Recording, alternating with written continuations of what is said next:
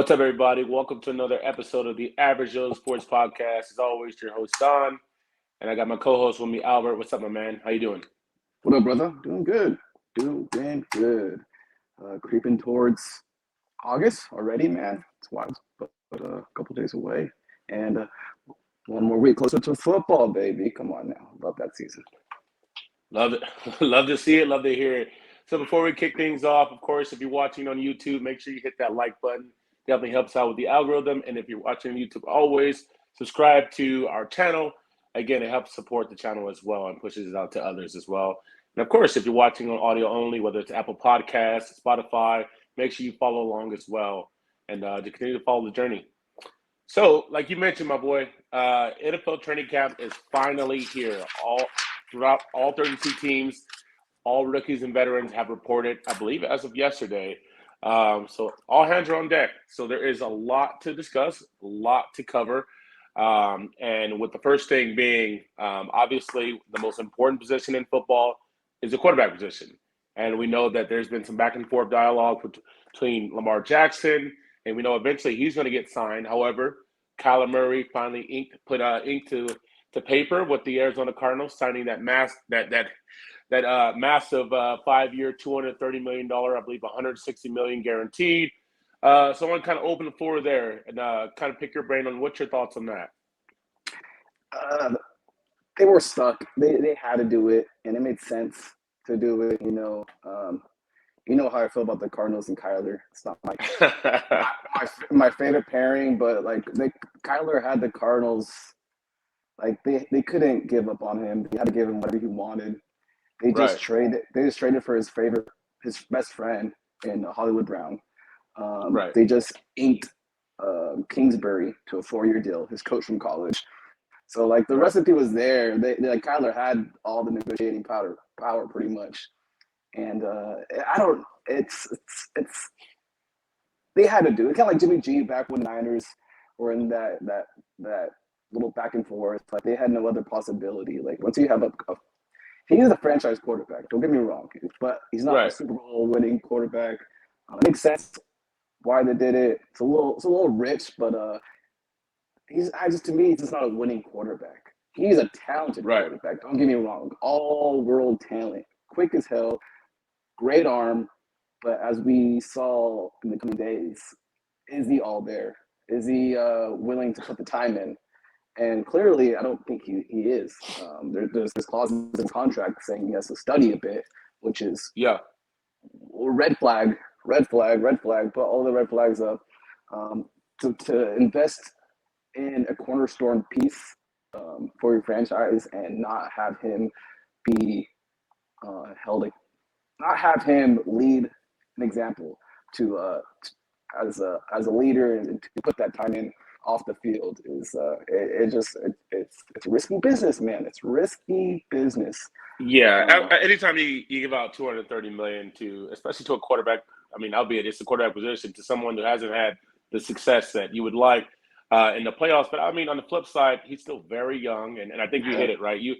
He's 24 years old. I mean, he's still got a long career ahead of him, and it's one of those things. You get a quarterback that is at least competent enough, and I don't want to take anything away from Kyler Murray. He's not just competent enough. He's obviously super talented, one of the most athletic quarterbacks we've ever seen in the league, right? It's just a matter of will his talent be sustainable for the duration of his career, however long he decides to play. And we know that he's got interest in other places, and whether it's baseball, whether it's gaming. And I actually seen a chart in which it was obviously it's probably more to the attrition of the long season, but how it was basically Kyler Murray, how his performance dropped substantially every November, and obviously that's around Call of Duty and a lot of other popular games come out during the fall. So it's tough to kind of correlate the two, because obviously the season's a long season.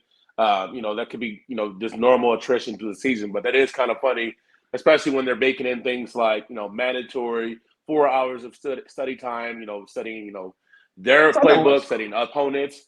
Yeah.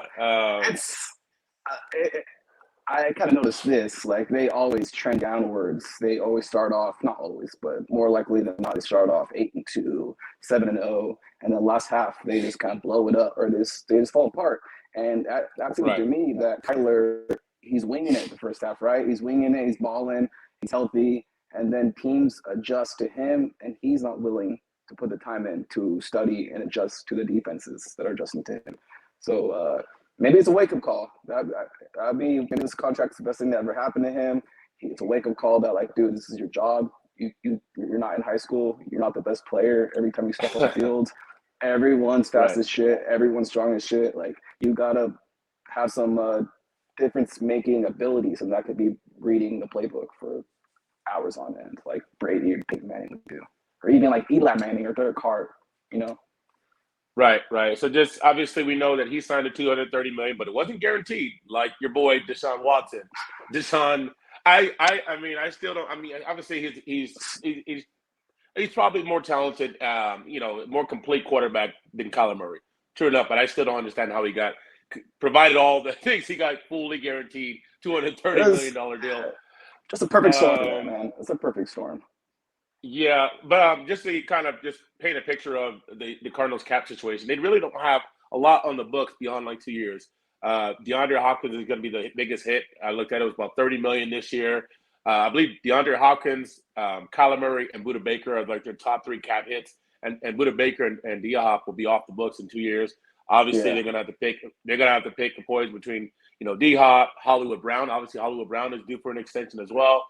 Um, so JJ Watt will be on the books this year, next year too. Exactly. Yeah. Right. Right. So, yeah. I mean, it'll be. It's not like they have a lot of guys on the books, and now they're kind of strapped. They have their quarterback paid. Obviously, it's going to be a $50 million cap hit for X amount of years, but they still have some flexibility as to what direction that team wants to go, defense, offense, whatever the case may be. So, yeah. So Kyler got paid.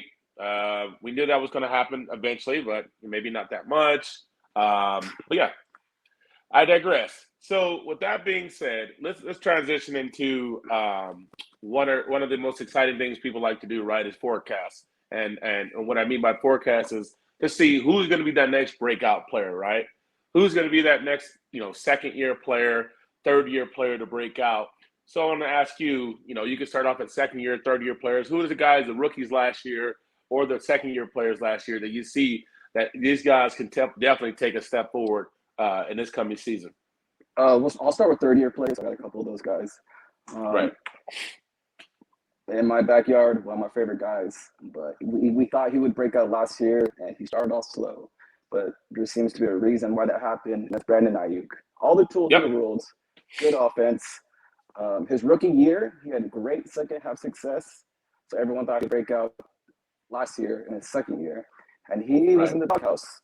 And later on, we find out that Shanahan just said he didn't take it serious enough.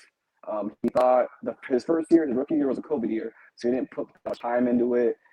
He had a COVID training camp, and he just kind of just played and thought that time he put into it just wasn't enough going to the second year. He adjusted.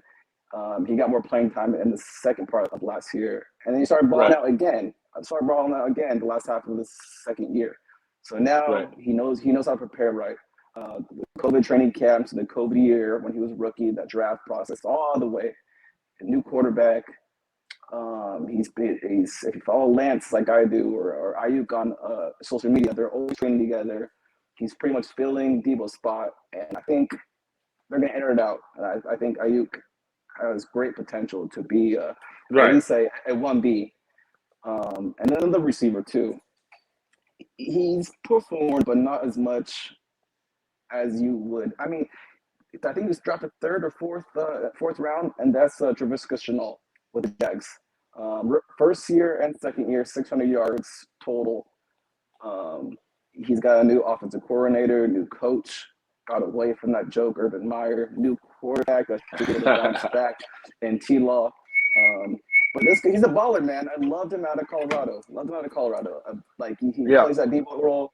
He's big. He can run the backfield. But with this guy, he broke 20 tackles. That's second in wide receiver broken tackles last year. Right. The only person above him was Cooper Kupp. 20 missed Right. tackles, but he only caught 63 balls. Cooper Kupp caught, what, 140, 130? So you can do the math. He's breaking tackles a lot when he gets the ball. So the recipe's there. Hopefully, You just got to catch it. Yeah, you got to catch it. You got to maybe they'll get some design runs from him out of the backfield. And another guy I think that can have that is Rondell Moore going to our second year breakouts. I was a big fan of him coming out of Arizona State. Oh, I'm sorry, Purdue. Little guy. Right. He's going to take some time from DeAndre Hopkins, who's going to miss six games. Hollywood Brown is going to take a little bit of time to adjust. But I think he'll get that Laviska Shenault treatment and trying to get more production from the backfield, sweeps, design catches, and stuff like that. And from away from the offensive side, it's J.C. Horn, man. You know, I was a big J.C. Horn fan. He got hurt at the end of last year. I think I broke his ankle or towards Achilles. A bad injury. But I think he's a dog, man. Just like how I thought Sauce Gardner was a dog going into this year. This guy, he'll be able to lock down a lot of receivers going into his second year. And he has a lot of attributes to make him a top 10, top 12 corner, even at a young age. I got one more defensive back. This is going back to our third year breakouts. It's Grant Delpit out of LSU. I thought he was a baller coming out of college too. Been hurt a lot. So the recipe's there to have a breakout season. He's a safety from the Browns. I think there'll be a lot of ball games. I think Watson will be back probably second half, and there'll be in a lot of dogfights, kind of passing the ball back and forth. And they have a great defense. I personally think they have a great defense. No matter what you think about Watson or how the offense is going to do, their defense is full of dogs right now. So he'll have his time to shine coming out of the for sure secondary. So before you get to your second, let me say my third year guys, and we have a little bit of overlap here. Brandon, you hit it. I think I took a flyer last year. I drafted him in our redraft league, thinking that he would break out, and it just didn't manifest. At least a little bit in the first half of the season, for whatever case may be. He got himself in the doghouse with Shanny, and that's not somewhere you want to be. But I still believe in the kid, and I definitely think with obviously the transition into Trey Lance. Obviously, Trey Lance is going to run the ball a ton, but he definitely is a better arm talent than Jimmy G. So I think they're definitely going to sling it as well. I think they're going to give Brandon Ayuk every opportunity to be a breakout. I think this is his year, and then another 30-year guy is Jerry Jeudy. I know you're not, if I remember correctly, you're not a huge fan of Jerry Jeudy as I am, but this is a guy who I believe a lot out of college, and he had a decent rookie year. I think he had somewhere between about 850 receiving yards, about a handful of touchdowns. And we thought that he was going to kind of parlay and piggyback off of that success last year. And obviously, he's had subpar play, and then obviously he had some injuries last year that kind of banged up him, and any type of momentum that he ever got was kind of sustained from there. But now, obviously, we've been hearing it all damn offseason. Russ is going to be able to cook, do his thing. He's going to have, ample weapons and whatnot. He's going to have a great backfield. He's going to have, all the keys to success. With that being said, why not Jerry Jeudy? He's got the talent. Now he's going to have the talent throwing him the ball. I think Jeudy can definitely piggyback off the success he had in his first year and surpass 1,000 yards and be probably that number one receiver in terms of receiving yards for the Denver Broncos. So that's who I have. And then for one guy on defense who I loved out of college, is Isaiah Simmons, who was just a dog and just a beast. He's a freak athlete. 6'4". I believe he ran like a 4.38, 4.39, 40. Just ridiculous for his size. And you've seen flashes of him last year.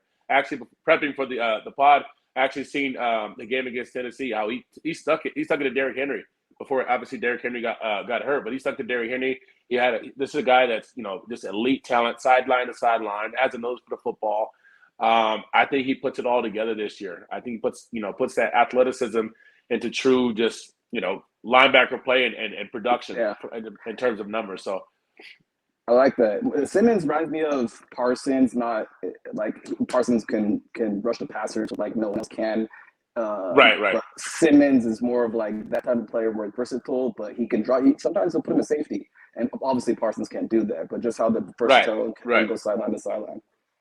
I like that. Yeah, yeah, Like, for sure. He's a freak athlete, much like a Devin White or someone like that. That he just yeah. elite speed, sideline to sideline, just going to be all over the ball. So I think he takes a step forward, and hopefully he has some better health as well.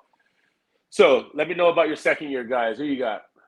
I kind of mixed in. I don't know. I snuck those. I started off with Ayuk and Chenault and Dill Pitt for third year. Okay, Then my second year was Horn and Rondell Moore.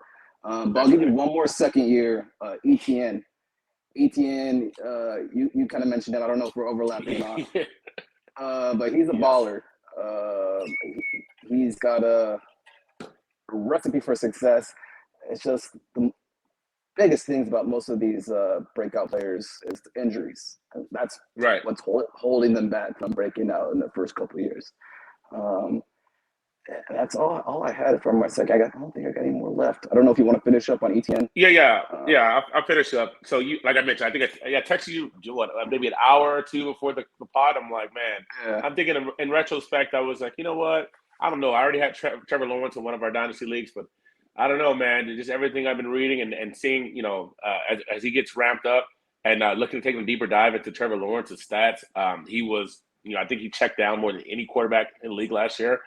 And that might be by design of just terrible play calling, terrible scheming, and him having no other option. But I think they're gonna have a lot. They're gonna have a lot of chemistry, and as they did in college. So in retrospect, I would have pulled the trigger on the ETN to someone who I love, and if given the opportunity, I would love to trade for him. But I'm yeah. definitely on board with you in terms of trying to ETN. From what I've And seen, then they're splitting them out wide too. So, like you mentioned, he catches the balls, and that's like that new Aaron Jones, Kamara, CMC type mold that you're like craving to have as a fantasy owner. But he's a baller. I'm and all with another you. And another guy that we've talked about a lot, Elijah Moore, for the Jets. Obviously, I'm all in on Elijah Moore. I think I have him in. No, I haven't. I have him in the other league. Do you? I forgot. Do you have him in this league? I believe you have him Yeah, in our main league. Yeah.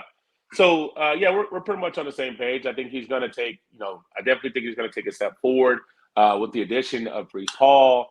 With the addition of all the other weapons around to take attention away. They got tight end from I think Cincinnati. CJ. They've got just a lot of other weapons, and in the continued success from Zach Wilson as he progresses in his career.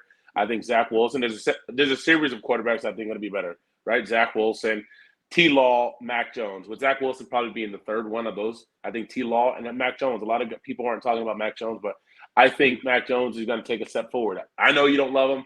Love Mac Jones. I think I think he's all the things that Kyler Murray isn't in terms of studying and being just mentally prepared and having that yeah. mental makeup. The job he And he's did last year was admirable, and he did a lot with little. But I don't know how don't that will patronize my do. boy, admirable. Don't patronize my boy. Don't patronize my boy. It was great. We'll He see. did a We'll see. great job. We'll see. I think this might be the beginning of the end for Mr. Billy B. All right. Well, we'll see. I'm still a believer. Obviously, I have shares in Mac Jones. Shares in Mac Jones and the other leagues. So he's someone that I think could definitely take a step forward in terms of at least just raw numbers. He did good in terms of not fucking up, but his numbers, in terms of fantasy weren't that great. I think he'll be a better fantasy option this season. So that's my guy. So next up. So let's talk about some of the off-season stories that we're looking forward to kind of getting our answers to or letting it play out this season. Some of the big off-season stories that you're excited. Maybe it's, Julio Jones going to the Buccaneers or, Russell Gage going to Buccaneers. What are some of the stories off-season that you are most excited to kind of see play out to see if it's a real deal, whether it's the Chargers, taking a step forward? What do you got? I'm a little greedy here. This is 1 point, but I'm kind of grabbing three different teams. All It's the right. legacy of the big quarterbacks, and how their career is going to finish off. Right. Tom Brady coming back, retired, unretired, try to have a coup with the Miami Dolphins, it seemed like, but that's not really getting enough attention. Somehow it was just like got blown over. No one really seemed to like really pay that much attention. It didn't work out, and then Right. he got back with the Bucks. Arians left, new coach, and we'll see how he wanted to come back and play. I'm really interested to see if this is his last year. This is like his farewell like tour of the games playoff, but like, are they just like each broadcast is just like you could tell how a broadcast kind of like showing so many highlights, and I'm sure they do that often, but Right. more often than not, are they going to do that more? And the other quarterback is Rodgers. He doesn't have any weapons. Is he a dog without Devontae Adams? Is he going to be able to get past the first round in the playoffs? Right.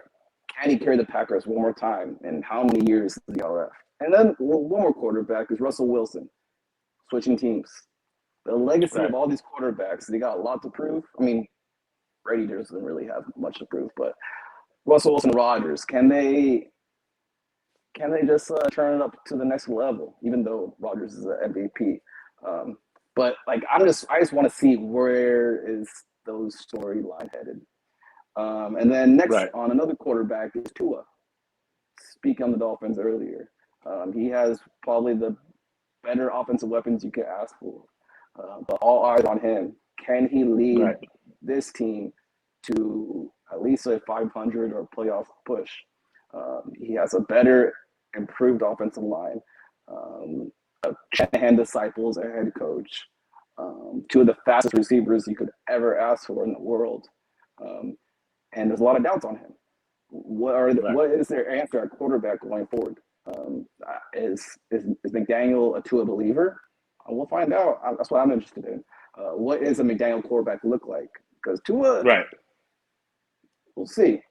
And then the last one is the return of the injury-prone or injury superstars: Barkley, CMC, Michael Thomas. Biggest stars you get asked for in fantasy football and just in regular season football. Right. Special talents. Are they going? They're healthy now. I saw Michael Thomas running routes in practice. He hasn't done that in like 2 years, year and a half. CMC should be fully back. Barkley is looking a little more slimmer. Can these superstar fantasy assets get back and be superstar lock in first round picks? So I'm looking forward to it, man. I'm falling. I want to just. Oh, I love the NFL. I love the NFL. It's Yeah. coming. It's coming. I think. Okay. I think you mentioned a couple of things that I'm definitely looking forward to. Right, quarterbacks, the running backs, how they're going to come back. A couple of other ones. You know, J.K. Dobbins when he does get back on the field. Cam Akers. A lot of people are hyped on Cam Akers, right? In that high and rightfully so in that high octane offense. So, and then obviously Derrick Henry. He's a year older. Obviously last year he got hurt the first time. He's still a sledgehammer, but let's see. If he complete the season and let's see what that looks for him. I think he's still second or third, second, third, fourth, or in terms of redraft. So yeah, I'm excited to see what's going on with them. But I honestly, I'm really excited to watch the AFC West. It was going to be an exciting division, even if Devontae Adams didn't happen. Even if probably not if Russell Wilson showed up, but now Russell Wilson was traded. Excited to see what happens with them. Jerry Jeudy, I'm looking forward to see what he can do. Cortland Sutton, obviously. Albert O, I'm a shareholder there in terms of what he can do and if he can break out the tight end position for the Denver Broncos. And then see if the Chargers are they all top? I mean, obviously at this point they've added everything they can on paper, right? And it seems like in years past they should have done better than what they've done, right? But this is another year of progression for Justin Herbert. This is another year for a couple of those guys, and kind of getting to the last chance for guys like Keenan Allen that are getting older, right? So it'll be interesting to see, how the Chargers look and they put it all together because on paper they should challenge, they should go neck and neck with the Chiefs, right? They've got, J.C. Jackson. They've got all these types of weapons on both sides of the football. So excited to see that. And the Raiders shouldn't be a slouch. The Raiders, stole again. The reason why the Chargers went home, right? Broke their hearts in I believe the last game of the season. So Raiders will be at the very least. The Raiders will be exciting as always with Hunter Renfrow and Devontae Adams, Darren Waller, Josh Jacobs, this is kind of a prove it deal, prove it year. See if he can get that extension. If it's not there somewhere else, if you can get a deal to be a starter still. So there's a lot to watch in that division, right? So Hell yeah. yeah, I'm excited to see how it makes out. And Patrick Mahomes, at the same reason you mentioned Aaron Rodgers, Patrick Mahomes, he does have Travis Kelce, still has kind of his security blanket, but let's see what he can make happen with all these kind of middle of the road guys, Juju, McCole Hardman, and a couple of other guys, right? So excited to see it all, man. I'm excited to see it all unfold. But with that being said, training camp is here. So what rookies are we looking forward to the most this training camp? What rookies are you kind of looking forward to see? Kind of what happens? Are you looking to see maybe them kind of thrust forward into the depth chart? What are your thoughts on that?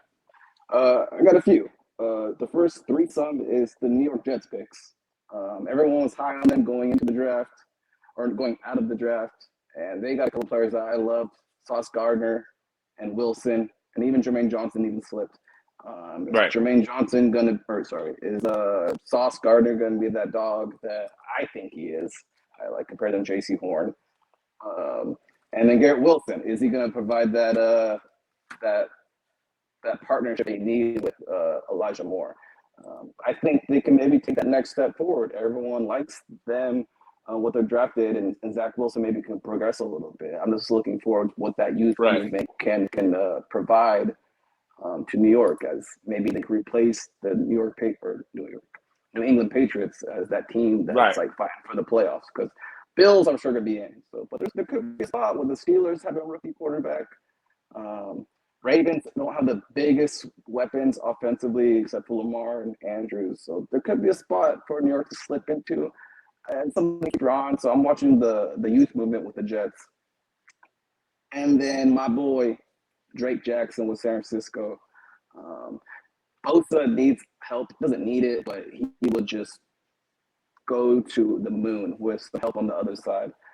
This is an edge from USC, first-round talent.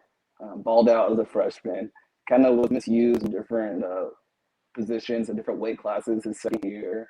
And third year, he just kind of, I don't know, hit or miss. But I think he has a lot of talent. Can this guy get double-digit sacks? I think he could get 9 sacks his rookie year. Playing with a loaded line with Eric Armstead, Javon Kinlaw, who I'm looking to bounce back to. I should have put him in my breakout year. Right. Just tell him to stay off the social media. I know, man. Yeah, he went after it was a reporter. He went after it, man. That was wild. But yeah, I think that he's a special added piece that this defense can add to take them to a top 5, top 6 talent unit. So that's what I'm looking for. And a couple of receivers. I feel like you might hit on the receivers, so I'll leave that maybe to you. Yeah, actually, I feel like we give the offensive players a lot of love, rightfully so, for fantasy. But I'm excited to see a lot of these defensive players. So I was good to hear you mention your boy out of USC that I wanted for the 49ers. But I'm excited to see Trayvon Walker. I'm excited to see Aiden Hudson in that scheme for I believe Dan Campbell to see. See how he can get to the quarterback and see how freaking, some of these cornerbacks, like, see if they can break out like a Patrick Surtain, right? Derek Stingley, your boy Sauce Gardner, see if these guys can break out and be ball hawks. So I'm really excited to see these defensive players get out there and show their athletic ability because, this was the top 10 was, very defensive heavy. Kayvon Thibodeau, once upon a time, he was, projected to be the number 1 overall player. Extreme athlete, obviously super raw. So even though they play for the Giants, I fucking hate the Giants, but I'm excited to see what he can do as well. So I'm excited for these young, very, very, very versatile, very athletic defensive players and see what they can do and who's the first one that kind of pops out, right? Who's the first one that kind of breaks out and it's like, oh shit, this might be the guy. He might be him. So with the I'll touch on the receivers real quick. Sky Moore and Christian Watson. 2 second-round receivers who have huge shoes to fill. Huge. With Devontae Adams and Tyreek Hill, obviously they're not going to just put up the same numbers that their counterparts put up. But can they just give similar looks or something like that? I'm just interested to see how their quarterbacks will fare with those pieces missing, and will they even get enough playing time. That's just we're not like, are they going to be on the field for at least 80% of the snaps? That's a huge missing Right. part too that we don't know. So I got my eye on definitely this guy. One of my two of my top favorite receivers going into the draft class too, and they got perfect landing spots. Right. So I'll start off with my two hot takes for the NFL, the real season, not fantasy related, and that's going to be a division that I talked about earlier that I'm excited to watch. A lot of people are talking about, is the whole division, is 3 teams going to make the playoffs? I'm going to say only 2 teams. I'm going to say only 2 teams are going to make it from the AFC West, and I got the Chiefs and Chargers making it in the AFC West. With the Chiefs actually winning the division and Chargers winning one of the wild card spots. So I don't think the Raiders and Broncos. I think they're going to be Raiders are going to be entertaining. I'm not too keen on them having a tremendous amount of success. I think they're going to be. They always are very entertaining, and they snuck in last year. I don't think that's going to happen this year. Broncos, I think they're going to be probably a little bit better than the Raiders, but I just think that there's going to be 2 teams that are going to make it into the playoffs from this division, and that's the Chargers and Chiefs.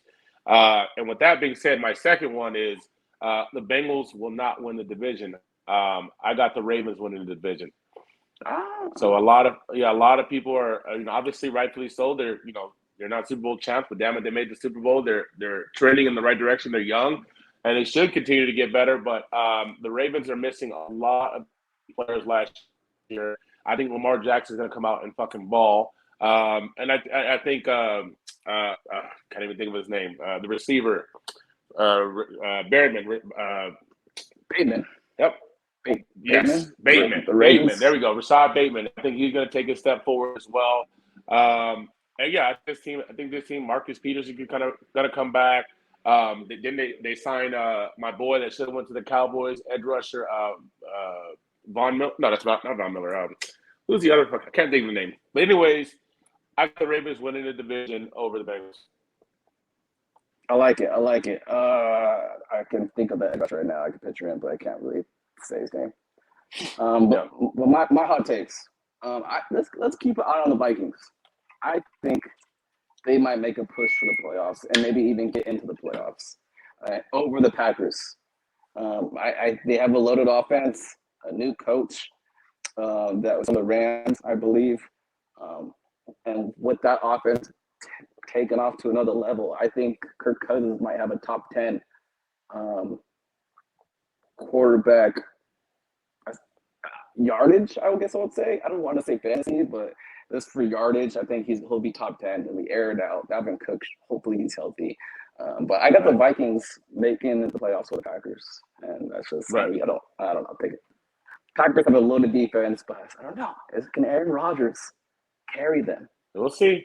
You're not a big Aaron Rodgers fan. Apparently not. And I got a first coach to be fired take. Can you guess? Okay. Hopefully it's Matt McCarthy. Bang, bang, bang, bang, bang. Let's go. Yeah. Let's go. We'll see. Big man. That's Jerry Jones seemed pretty committed to him at the practice intro press conference yesterday and saying he had choices. Right. But if I didn't believe this guy to my left can take this team to the Super Bowl, then he wouldn't be here. But Jerry Jones is committed to someone until he's not. They can get anybody in the world to coach their team pretty much. But there's got to be communication with the right coach beforehand. They don't want to fire him, and then their person that they want to hire after the season is not really ready for a job, and then they're just stuck in no man's land, and they got to hire someone for like a year or two, and that person's ready. But Cowboys have a good team. I'm not in love with Mike McCarthy. Right. Maybe Eagles have just taken a step above. Maybe the Giants a little healthier, take not like a 4-12 team, they're like a 6-11 team. I'm not saying that they'll get a giant push, but I don't know. I like Mike McCarthy. I hope so. I hope so. Hope his ass is gone. Yeah, I would say Cliff Kingsbury, but he got extended and he got his quarterback locked down. Yeah. So Mike McCarthy.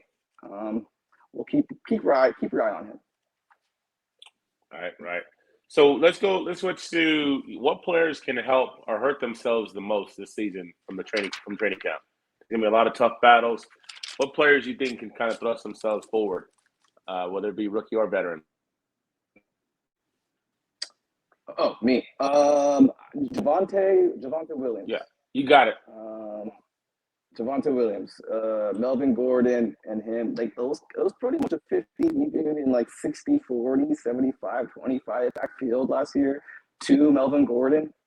And everyone was going to crown Javante the crown going into this next season, but they re-signed Melvin Gordon.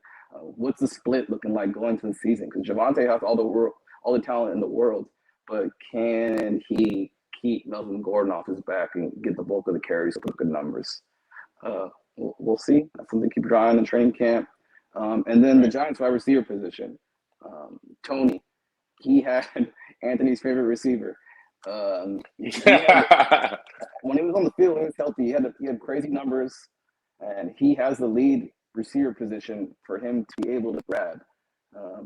Can he be utilized in ways that his talents can be like maximized? They got their coach from the Bills. Their offense blew up to a different dimension. But can Kadarius Toney grab that wide receiver one position and kind of lead their team into this? I mean, this is above mediocre, you know. And another wide receiver, I think Robert Woods. Tennessee Titans haven't had a receiver in about 25, 30 years. We'll see if he can make them look respectable. I definitely think they'll be leaning on Derrick Henry. But can Robert Woods, he was hurt last year, but he was a good receiver. A majority of the people were taking Robert Woods over Cooper Kupp last year.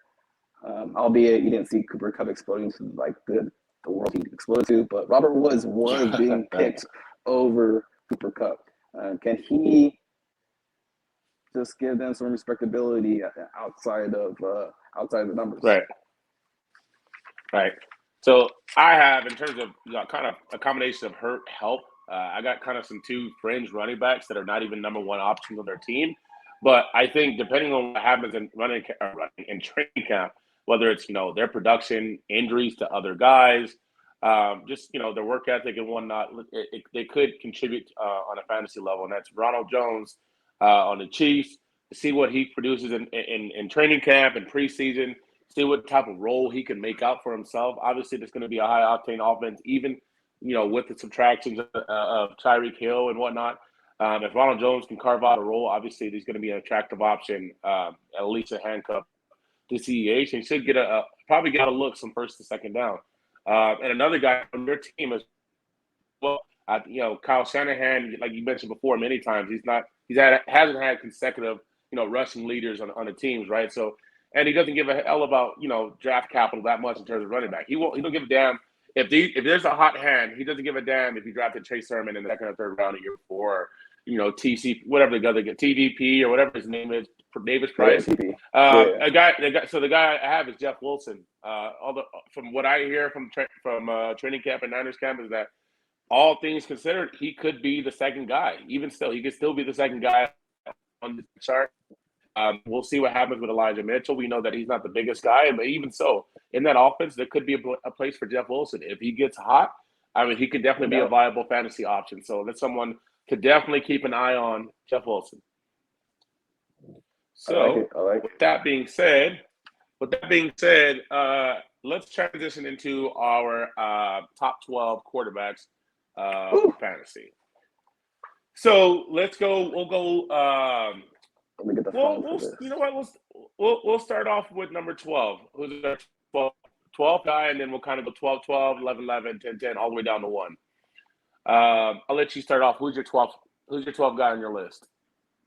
I got them in the same tier. I have 12 and 13 in the same tier. But I won't tell you 13. I'll tell you 12. 12, Matthew Stafford. He's going to have a lot of production, high volume passer, great offense. He's going to have an added receiver in Allen Robinson. But I got Matthew Stafford at 12. What do you got?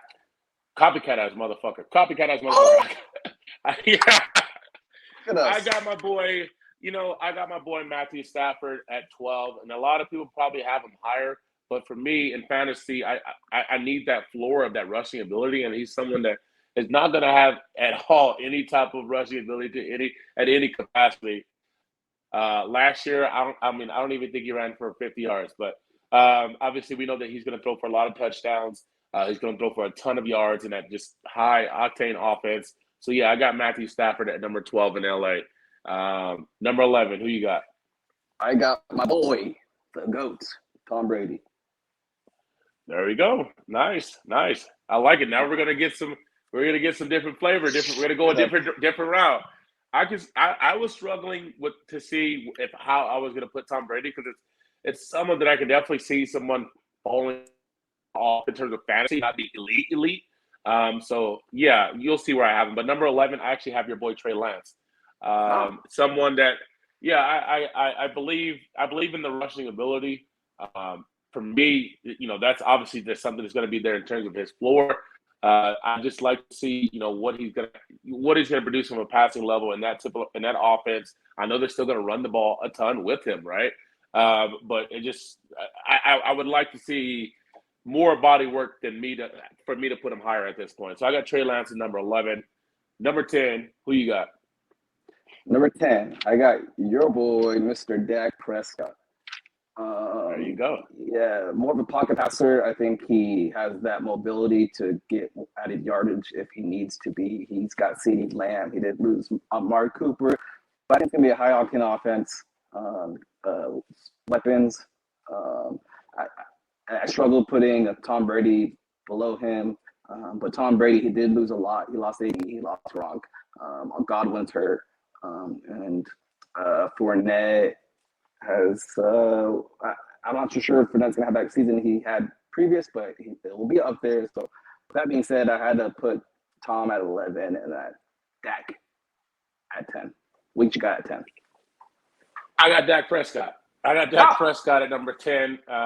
Yeah, like you said, he lost Amari Cooper, and I know all the numbers. I know all the stats in terms of his winning percentage and his fantasy production with Amari Cooper. But I think CeeDee Lamb is going to ascend. I think Michael Gallup, from what I hear, he's looking great. I think he was ascending as well. There's a reason why they went out and gave him that contract.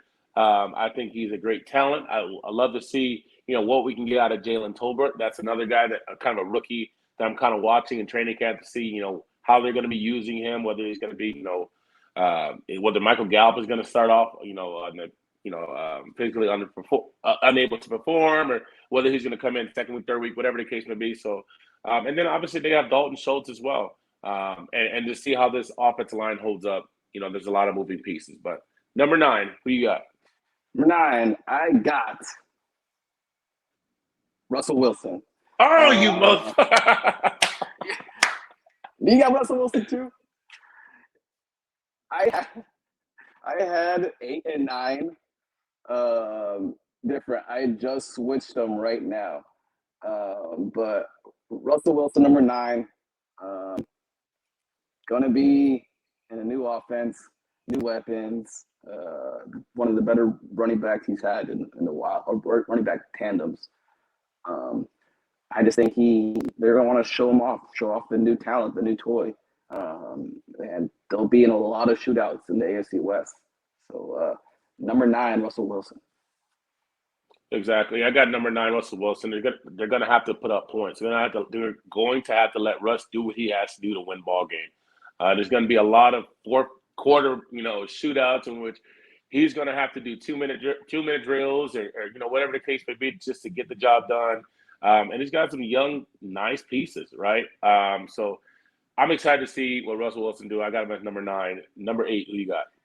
It's funny. I had 8 and 9 switched, but for some reason I had to switch them. And I'm on Mr. Homer, Trey Lance 8, and a great offense, great weapons, young as hell. Hasn't played more than 3 consecutive games. I think he played 2 last year consecutive, but has a Right. rushing ability through out the roof. I think they'll want to showcase him kind of like Russell Wilson a bit. I don't know how much they're going to lean on the running game. I know it's going to be a good staple, obviously, like any Shanahan team, but he'll definitely be a complement to the running game as well. But I got Trey Lance at number 8, ending my fourth tier of quarterbacks. Nice. I have terrific Tom at number 8. I think Brady has, shown in his career, albeit he was a little bit younger, but he's shown that he can pretty much get the job done with whomever. Last time I checked, he still has Mike Evans. I know he lost a lot of pieces, but I think Russell Gage, all the fantasy owners that picked up Russell Gage are going to be rewarded for that. And as you can see, this team, they continue to put pieces around him. I know Julio Jones is washed. He's older. He's got the injury issues, but to get a flyer on Julio Jones and put him with Tom Brady and at the very least have another option in the red zone. Maybe in the open field, Julio Jones isn't going to be, what he is, but in the red zone, he's still going to be a big body target. He still has, he's cerebral enough to, maneuver his body in a way to get open in the red zone. So I like Tom Brady at the 8 spot. Who you got number 7? Number 7, I got his own tier, his own fourth tier is Joe Shiesty. Probably one of the better, probably the best pocket passers, I think, with a high octane compliments outside of the numbers. As just this season as a fantasy quarterback, obviously, you got Tom Brady, but Joe Shiesty, I think they didn't kick their offense. They're pretty slow and per play per second or something like that. Like they didn't kick they kind of took their time calling plays is what I'm trying to say. They were in the first half of trying to hurry their play calls. They were kind of slowing it down a little bit. I think because it was their battle line. But maybe they'll get more confident and kind of call more plays, a little more urgency to call plays, and that will get their play number up to where it should be with this offense. And Joe Mixon, great compliment. Number 7, Joe Burrow, man. I like it. Let's see. Yeah, number 7, I have Jalen Hurts. I think he has, a high floor, just like a Lance in terms of his rushing ability. I don't think they give a shit. They're gonna rush him to the ground if they need to. Just get the job done. And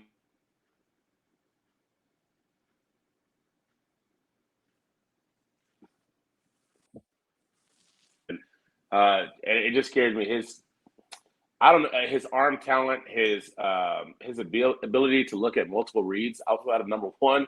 I don't know how much he can produce from a throwing the ball standpoint. So I got him firmly at number 7. Who do you got number 6? Number 6, I got 5 and 6 on their own tier, their third tier of my Albert's 22 quarterback rankings, copyrighted. No, bitch. I got Kyler Murray. Kyler Murray, number 6. He's a little fucker. But he's a great fantasy quarterback. He'll be running around. He'll be number 6 on my list until he gets hurt. He's just ultra talented. When he's on the field and when he has good motivated games, he puts up good numbers. As you noticed with my list, the top 6 are all rushing upside quarterbacks. Kyler Murray, Mr. Big Money, number 6. What you got? Number 6 on my end, I got Joe Shiesty. I think, especially if you're in leagues that give 6 points compared to 4 points for each passing touchdown, Joe Shiesty definitely gets an extra boost there. I think their offense is going to continue to ascend as long as they understand that they need to protect him. They're going to get older. Hopefully, he's going to have more time to throw the ball. He was the most sacked quarterback last year. The only thing that kind of scares me about this Bengals offense is that if you go back to look, they kind of had an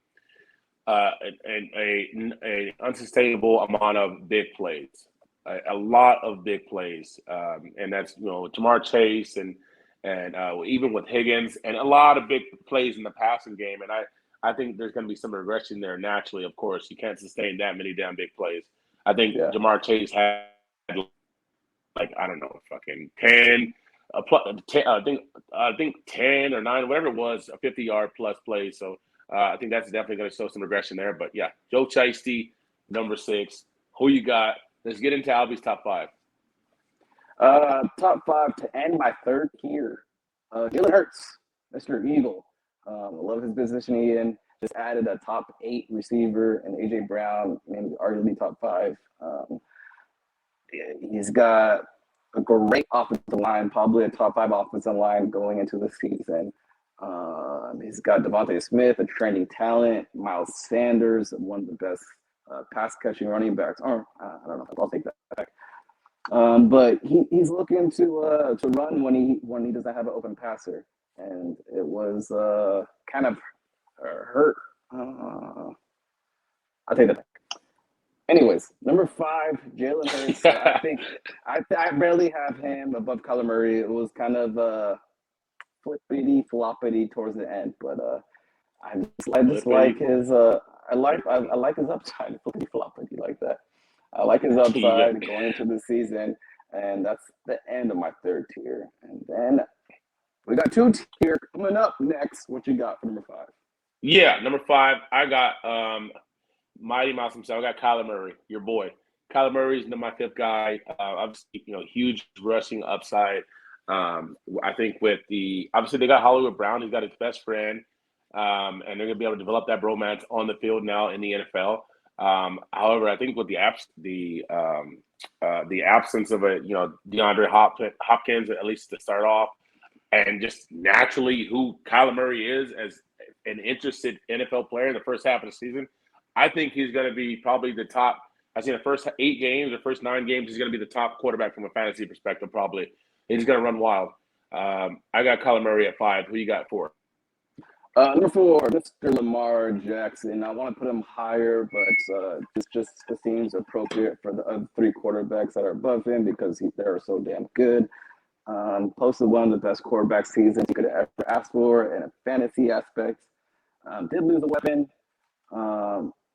He's got to turn his receivers up a little bit to get him going in the passing game. He does have one of the best tight ends.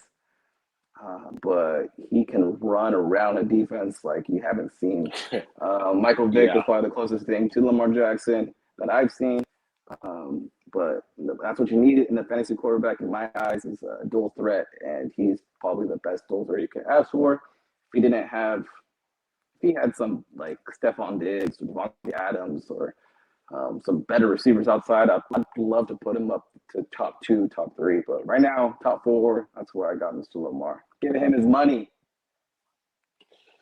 Yeah, I got Lamar Jackson too. I just couldn't find it in me. I wanted to so bad, just like you mentioned. I wanted to so bad to kind of flirt with putting him at 3, but I just couldn't. I just think that he's kind of capped off. As great as he is rushing the football, kind of capped off in terms of throwing the football. But yeah, so I got Lamar Jackson 4. Who you got top 3? Albie's quarterback 2022 rankings. We got Mr. Patrick Mahomes.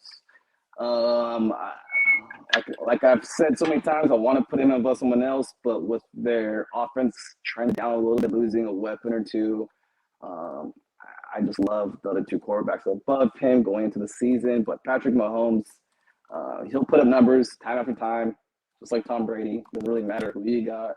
He'll make it work. Young Tail still has ability to like get some yards when need be. He's not going to truck people over like Josh Allen or juke someone out of their shoes like Lamar. But he's got a little wiggle to him, but he'll kill you with passing. He'll get so many 400-yard games and 4 touchdown-plus games.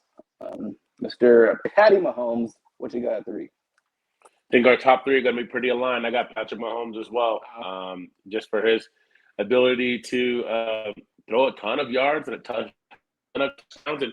And he'll scramble, too, and get the job done and scramble for freaking 18 yards to get the first down, 20 yards here, 12 yards here. So he'll carry his own from a rushing ability standpoint as well. And I think truly he's going to find someone out of this group of misfits that they've surrounded him with at the receiver position. I think he's going to find someone here. Hopefully, Sky Moore, the rookie, can step up and be that guy. He's obviously ticks a lot of boxes in terms of athletic ability. Juju, see if he can kind of, come back to form to what he was. Now that he's not in the spotlight, he's got a Travis Kelce in there in the middle, demanding a lot of attention. And obviously, Travis Kelce's still there. So Patrick Mahomes, number 3. Number 2, who you got? I'll talk number 2. Got number 1. We'll do that. Yep, sounds good. All right, number 2, we got Mr. Justin Herbert. I don't know if maybe you have a flip flop, but I got Justin Herbert. No. He's got some good to great weapons. Keenan Allen aging a little bit. Mike Williams breaked out last year in the first half. All the athletic ability in the world. Austin Eckler, top 5 receiving running back, and just a regular running back. He's darn good too. Great offensive line.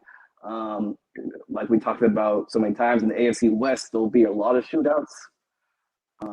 But with Justin Herbert, you haven't seen numbers put up that he has in his first four years it's unrivaled next to like Patrick Mahomes, so that's rare company. It's super rare company that he's in, and with the added bonus, he could run. This dude 6'5", 6'6", and he can just sprint like a gazelle. He can shrug people over sometimes too, not like number 1 can, but he's an athlete, man. It's wild that he didn't put up crazy numbers and was a Heisman award winner with Oregon, but he kind of hit his talents, and the Chargers got him, and I think top 2 at least. Man, I would be surprised if he was top 1, but we'll see. We'll see what top 2. This whole first 4 is I'm excited. Yep. Right back. You got number 1. All good. Yep. We got number 1, you guys, as we hear Dexter in the background. We got number 1, Josh Allen. Obviously, probably going to be number 1 on everybody's rankings, everybody's list. Probably in his own damn tier. Big body, country boy, 6'5", back-to-back reigning top quarterback from fantasy from 2020 to 2021. A guy that just gets done. Just probably the best arm in the NFL. Just can sling it a ton. Probably can throw it 500 yards. A guy who's gonna run the ball in, whether it's at midfield, someone who can run it in at the end zone. And I'm excited to see what he can do for some of the other guys as well. A McKenzie, Gabriel Davis. A lot of people are very high on Gabriel Davis to see, obviously, his performance in playoffs to see if he can carry that over. And Stephon Diggs. It seems like, we're still, itching for him this year to have that, that just 1,600 yard season, maybe 12 to 15 touchdowns. So, yeah, Josh Allen got to be number 1 on pretty much everyone's ranking so far. So, with that being said, we're at the 56, 57 mark. Let's finish up with our 3 hot takes for fantasy. Give me your 3 hot takes for fantasy this year, Albert. Mr. Don, I got so many. What do I want to give you? Let's go. I know. I don't think you'll agree with this, but this is why it's a hot take. Mr. Saquon Barkley. Mr. Saquon Barkley, he will finish at the top 3 running back this year. It will be hard with his quarterback at helm and the offensive line, but if he stays healthy, I really think he can put up the yards after carry, the pass catching ability. He'll get the production he needs to be a top 3 running back going forward. And then number 2 hot take, I got Michael Thomas. I want to put him higher than this, but I'll say he's a top 10 receiver at the end of the year. Michael Thomas broke fantasy. He was Cooper Kupp before Cooper Kupp was Cooper Kupp. He destroyed fantasy football 2018, I think, and just broke records catching the ball. And if you play fantasy, it's PPR, points per catch. You got Jameis Winston, who tore it up with Buccaneers fantasy-wise. I think if he can stay healthy, he's not 30 yet. I think he's probably like 28, 29. He has still the ability to put up top 10 wide receiver numbers in a league that's PPR worthy. So I got Barkley, Michael Thomas. I don't know if this is a hot take, but it's kind of lukewarm. I got Mixon. as a top 5 running back. Like I said earlier, the Bengals offense, they were kind of on gear 3 when they had a gear 4 available. They could turn it up another notch, and I think Burrow's ready to do that. The offensive line has improved a bit. The receiver Chase is coming back from his rookie year, can improve, but their running back is going to be able to eat all those red zone carries and have more scoring ability. And he has one of the only receivers to have a 70% rushing. How do I say this? He has 9% catching out of the outfield. 9% of the. Let me rewind it. Real. Let's scratch it. Fuck But it. I think It's out. Kick it out. Fuck it. No, scratch it out. Mixon, top 5 running back. He's one of the only running backs to be able to put up the numbers he's been able to put up, catching the ball and running the ball. He's in rare company, and I think it can only improve. Nice. All right, really quick. Right? That's 3. Yeah, really quick. My 3 hot takes. The number one, maybe not be kind of lukewarm, but I think it's pretty hot because I feel like everybody's got him in the top 3. Is Najee Harris outside of top 5? I have Najee Harris out of the top 5 running backs. I think obviously he gets a ton of volume, but I hate this fucking Steelers offense, even with the addition of quarterback or whomever they're going to decide at quarterback. I'm not a fan. And on top of that, it's more or less all these running backs that are coming back from injuries. C-Mac, Cam Akers, Saquon, just all these other guys. I think they're going to supplant and be better on a per play basis. And I think if they stay healthy, they're going to be better than Najee Harris, better than his situation. So Najee Harris outside of the top 5. And then number 2, my boy, Mac Daddy. I got Mac Daddy getting 30 pass touchdowns this year. Last year, he only had 22. This is me saying he's going to take a step forward. 30 passing touchdowns this year. Mac Jones, book it. And then I have no rookie receiver. I put this on the page today. I have no rookie receiver getting 100 receiving yards, or excuse me, 1,000 receiving yards. Last year we had no rookie pass catcher at all. Last year we had Jamar Chase, 1,400 yards. We had Kyle Pitts at 1,050, and then we had Amon St. Brown at like 970, 980. This year I don't see any rookie receiver getting over 1,000 receiving yards. That's my hot take. With that being said, it's been fun discussing NFL all day. We got NFL training camp here. We have the first Hall of Fame game, the first preseason game next Thursday. I know it doesn't mean shit, but I'm sure a lot of us will be watching that. So we're getting closer, guys. Stay tuned. If you watch on YouTube, hit the like, hit the subscribe button. Helps us grow the channel. Helps with the algorithm. Keep pushing our content out there, guys. With that being said, Albert, do you have anything last minute to say to the people? I will say that with my Mixon detail, I'll type it into the comments on Instagram because I can't read my own handwriting. So that was that mix up. But I will write it. I will type it into the comments, and then you will hear why I'm high on Mixon. But with that, like, subscribe, retweet, tell a friend, tell an enemy, tell a lover, tell a dog. All right, you guys, it's been fun. Thank you for tuning in for another episode of the Average Joe Sports Podcast. With that being said,